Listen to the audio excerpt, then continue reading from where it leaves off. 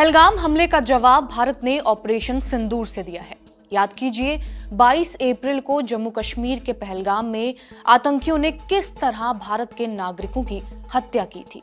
देश भर बैसरन घाटी घूमने गए लोगों से उनके नाम पूछे गए, धर्म पूछा गया और फिर मार डाला गया।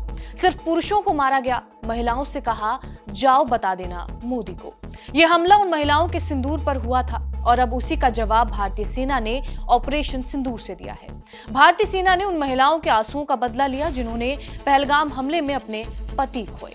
सेना की जवाबी कार्रवाई के बाद उन महिलाओं का बदला पूरा हुआ है। इस वीडियो में उन महिलाओं के बारे में जानेंगे जिन्होंने आतंकी हमले में अपने पतियों को खो दिया है।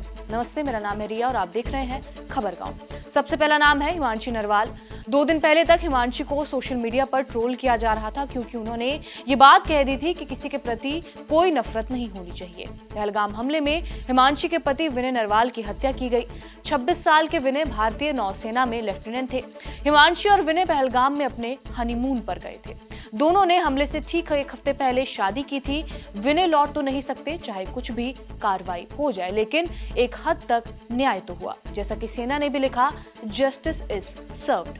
हिमांशी नरवाल के बाद बात ऐश्वर्या द्विवेदी की। ऐश्वर्या द्विवेदी उत्तर प्रदेश के शुभम द्विवेदी की पत्नी है जो पहलगाम हमले में मारे गए थे। इस जोड़े की शादी 2 महीने पहले ही हुई थी। ऑपरेशन पर इनका क्या कुछ कहना है ये भी सुनिए। धन्यवाद करती हूँ, उनसे बहुत थैंक यू कहती हूँ कि उन्होंने मेरे पति की मौत का बदला लिया है।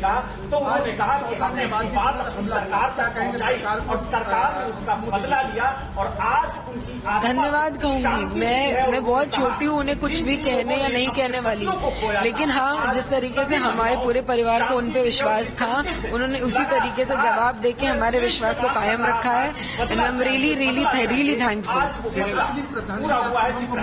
जिस तरह से आपसे आतंकी में बात करते हैं, बिल्कुल सर, असली श्रद्धांजलि। और शायद वो आज जहाँ पे भी है, आज वो शायद थोड़ी शांति में होगा। तीसरा नाम है शीतल कलाथिया का। शीतल गुजरात के सूरत के एक बैंकर शैलेश कलाथिया की पत्नी है जिनकी हत्या उस समय कर दी गई जब वो अपना जन्मदिन मनाने के लिए परिवार के साथ छुट्टियां मना रहे थे। शीतल अपने पति और अपने 2 बच्चों, एक बेटा और एक बेटी के साथ थी जब आतंकवादियों ने हमला किया और उनकी पति की गोली मारकर हत्या कर दी। अगला नाम है सोहिनी अधिकारी।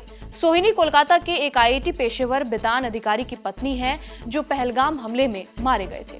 बितान अमेरिका में काम कर रहे थे और छुट्टियों पर भारत वापस आए थे। दोनों अपने 3.5 साल के बेटे हिरदान के साथ कश्मीर गए थे। 22 अप्रैल को बितान की गोली मारकर हत्या कर दी गई। अगला नाम है काजलबेन परमार।